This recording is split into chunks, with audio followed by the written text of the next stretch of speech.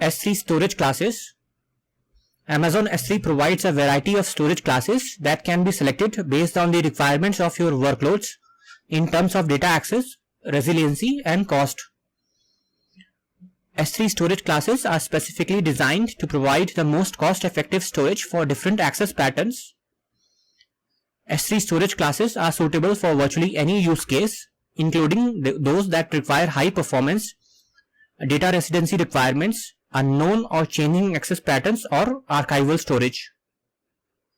Amazon S3 standard general purpose. So first, this is the standard or the most default class. So first, low latency and high throughput performance, designed for durability of 99.99% or 11 nines. So 11 nines, 2 here and 9 here, over here we call it 11 nines. So this is the durability, 11 nines of objects across multiple availability zones, resilient against events that impact an entire availability zone, designed for 99.99% availability over a given year. So this is durability and this is availability. So this will be available for this much time, and this is for data loss. Backed with Amazon S3 service level agreement for availability. So this is the SLA for this. So 99.99. So AWS guarantees this particular SLA. Supports SSL for data in transit and encryption of data at rest. S3 lifecycle management for automatic migration of objects to other S3 storage class. Next, Amazon S3 intelligent tiering. So access type is unknown or changing access. So when to use this? Performance, frequent, infrequent, and archive instant access tiers have the same low latency and high throughput performance of S3 standard. The infrequent access tier saves up to 40% on storage cost. The archive instant access tier saves up to 68% on storage cost, and deep archive access tier has the same performance as Glacier Deep Archive and saves up to 95% for rarely accessed objects. So S3 intelligent tiering will automatically move from different tier within it. So there are actually some of the, like, frequent, infrequent, on archive. So it will, based on the usage, it will move. So opt-in archive. So opt-in asynchronous archive capabilities for objects that become rarely accessed. Designed for durability of 11 nines, 99.9999 of objects across multiple availability zones, and for 99.9 availability over a given year. So it's 1 9 less than the standard storage class. It's 99.9. Backed with Amazon S3 service level agreement for availability. Small monthly monitoring and auto tiering charge. So there's a charge for monitoring and moving objects. So that's a small monthly charge applied. No operational overhead, no lifecycle charges, no retrieval charges, and no minimum storage duration. So objects smaller than 128 kilobyte can be stored in S3 intelligent tiering, but will always be charged at frequent access tier rates and are not charged the monitoring and automation charge. Now next is Amazon S3 standard infrequent access, known as S3 standard IA. Same low latency and high throughput performance of S3 standard. Durability, designed for durability of again 99.999 or 11 nines of objects across multiple availability zones. Data is resilient in event of one entire availability zone destruction. Designed for 99.9% availability over a given year.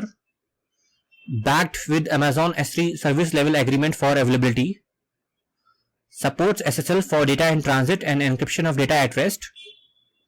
S3 lifecycle management for automatic migration of objects to other S3 object storage classes. So next storage class is Amazon S3 one zone infrequent access. So it's one zone and infrequent. So there are two things, just remember. Others are multiple zone, multi availability zones. This is one single zone and infrequent. So same low latency and high throughput performance of S3 standard. designed for durability of 99.9999 of objects in a single availability zone, designed for 99.5%. So this is a bit less because it's one zone. So designed for 99.5% availability over a given year, backed with Amazon S3 service level agreement for availability.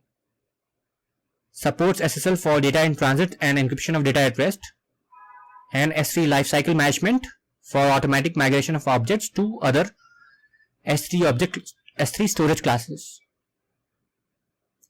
Now let's see S3 storage lifecycle.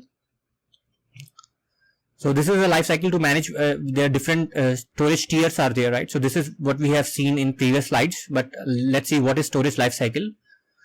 So in order to manage your objects so that they are stored cost effectively throughout their lifecycle, you can configure their Amazon S3 lifecycle.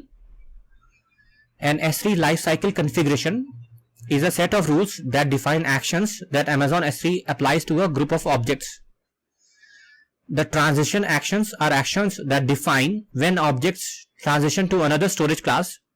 For instance, you might choose to transition objects to S3 standard infrequent access storage class 30 days after creating them, or archive objects to S3 Glacier flexible retrieval storage class 1 year after creating them.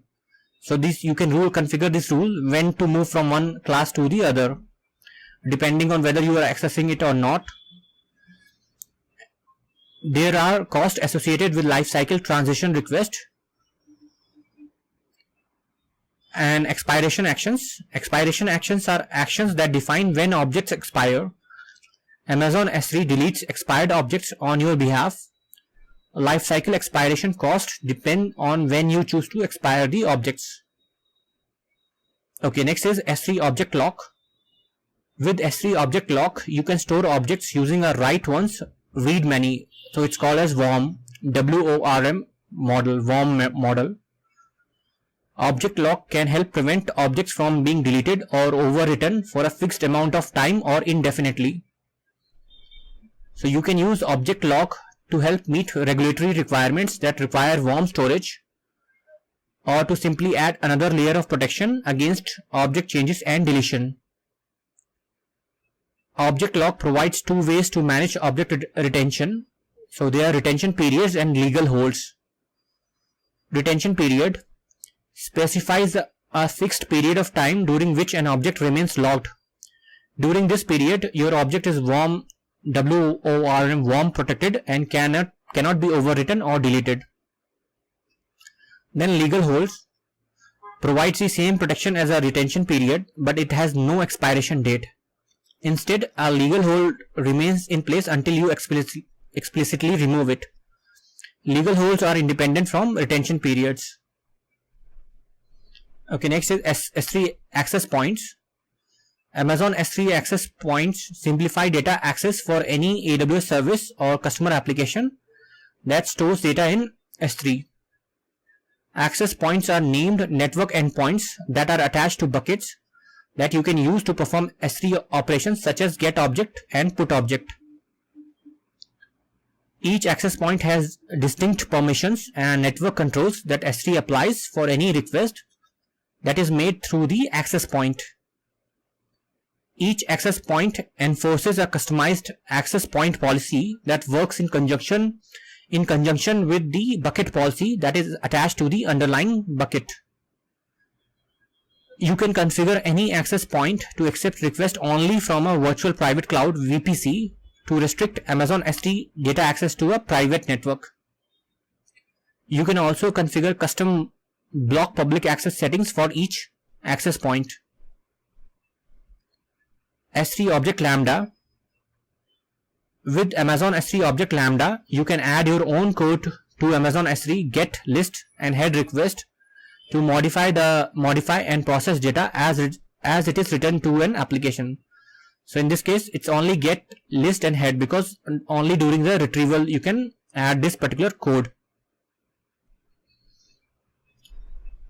You can use custom code to modify the data written by S3 get request to filter rows, dynamically resize and watermark images, redact confidential data and more.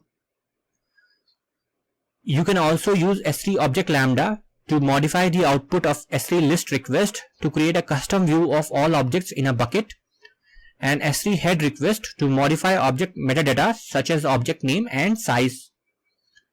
You can use S3 object lambda as an origin for your Amazon CloudFront distribution to tailor data for end users, such as automatically resizing images, transcoding older formats like from JPEG to WebP, or stripping metadata.